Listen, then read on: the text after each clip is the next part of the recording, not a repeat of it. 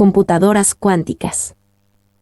En este artículo se desarrollará los fundamentos, la historia y los conceptos básicos de lo que es la computación cuántica, empezando con la aparición del ábaco, 600 y 500 a.C., hasta el desarrollo de computadoras cuánticas realizadas dentro de diamantes.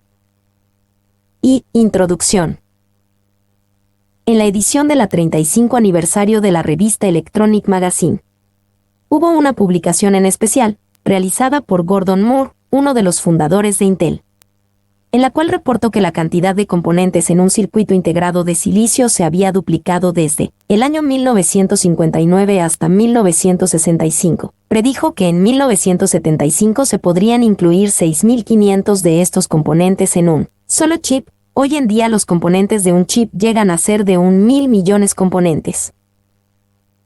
La propuesta del cofundador de Intel es verificada día a día y se la conoce como a la ley Moore al tener en cuenta dicha ley podemos darnos cuenta de que llegará un punto en el cual cada componente, transistor, ocuparía cada átomo de silicio en un chip y llegaría el fin de la evolución de la computación, lo que conlleva la necesidad de descubrir formas de seguir evolucionando en temas de computación.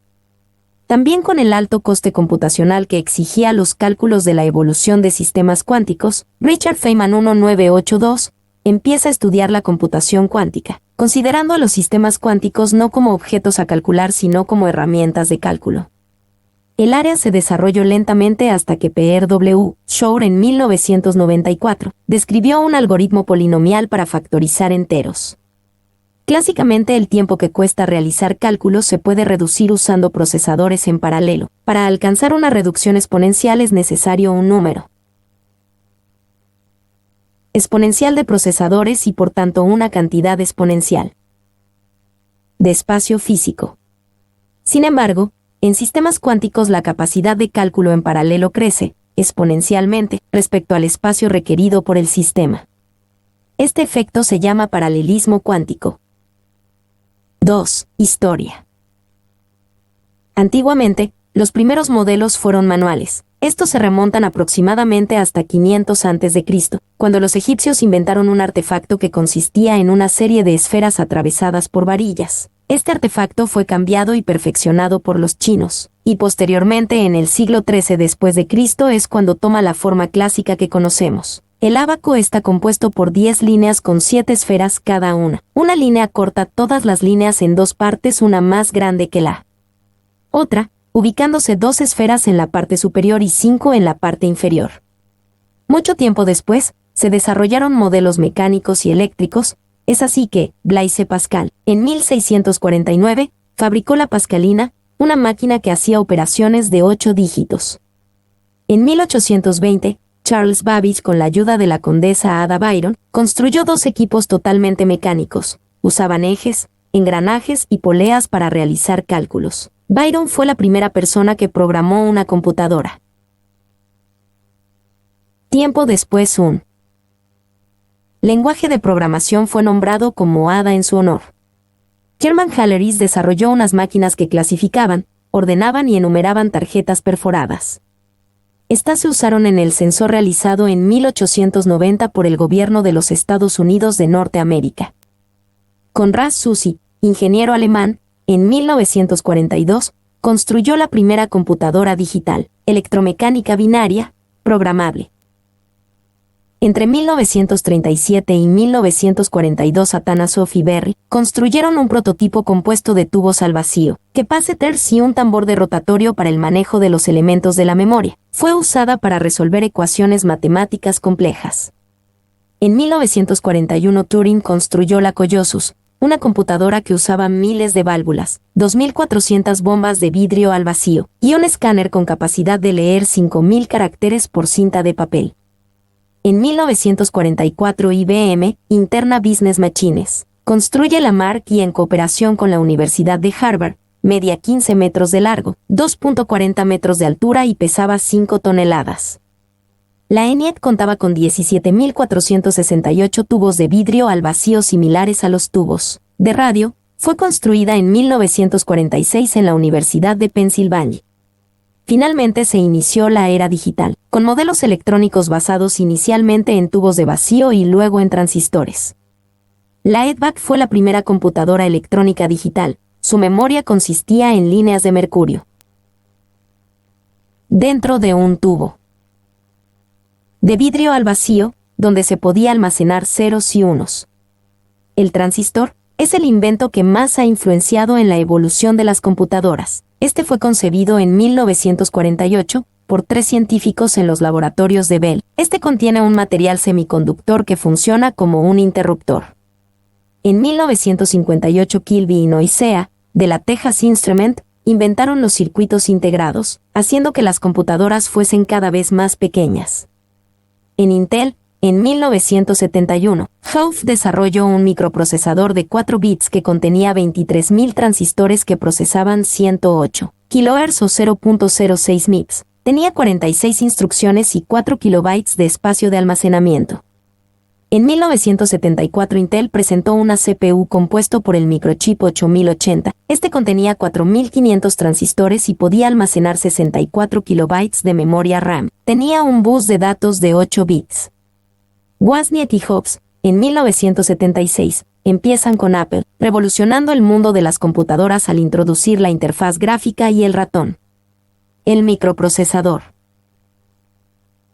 Intel 8086 se lanzó en 1978 e inició una nueva era en la producción de computadoras personales.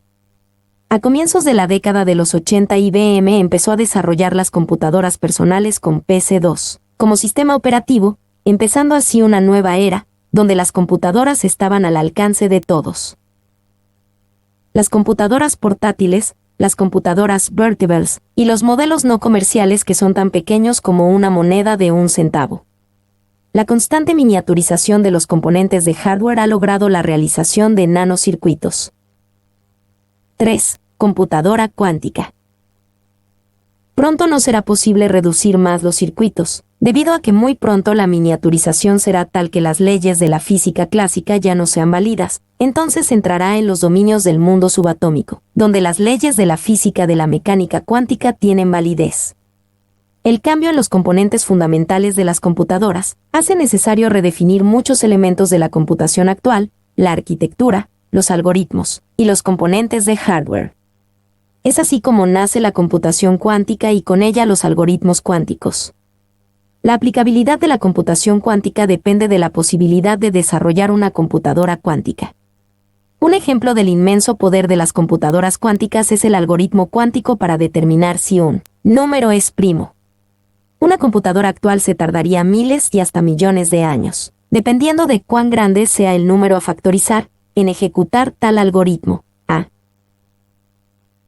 diferencia de una computadora cuántica le tomaría tan solo unos cuantos segundos el completar la tarea. La teoría de la computación cuántica está basada en la interacción del mundo atómico. Estas investigaciones todavía están en laboratorio, pero sus resultados son bastante alentadores y con el desarrollo de la primera computadora cuántica de 5 qubits desarrollado por Stephen et al. Stephen 01. Fundamentos de la computación cuántica. La computación cuántica está basada en las propiedades de la interacción subatómica. Una de ellas es la superposición de 2 estados simultáneamente, la cual es ampliamente aprovechada en el desarrollo teórico de los algoritmos cuánticos, logrando una capacidad de procesamiento exponencial. La superposición cuántica permite mantener simultáneamente 2 estados en un bit cuántico, es decir 0 y 1 a la vez, a diferencia de un bit Q solo puede tener un solo estado a la vez. La superposición cuántica logra el paralelismo cuántico. 4. Elementos básicos de la computación cuántica. El elemento básico de la computación cuántica es el bit cuántico o qubit 1, quantum bit por sus siglas en inglés. Un qubit representa ambos estados simultáneamente, un 0 y un 1 lógico, 2 estados ortogonales de una subpartícula atómica, como es representada en la figura 1. El estado de un qubit se puede escribir como describiendo su múltiple estado simultáneo.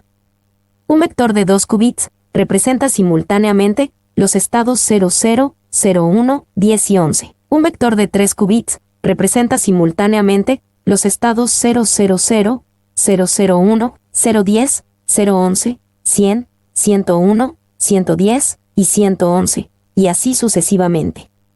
Es decir, un vector de n qubits representa a la vez 2 n estados. Figure 1. representación de 4 estados diferentes de un qubit. Stephen 01. Cualquier sistema cuántico con 2 estados discretos distintos puede servir como qubit, un spin de electrón que apunta arriba o abajo, o un spin de fotón con polarización horizontal o vertical.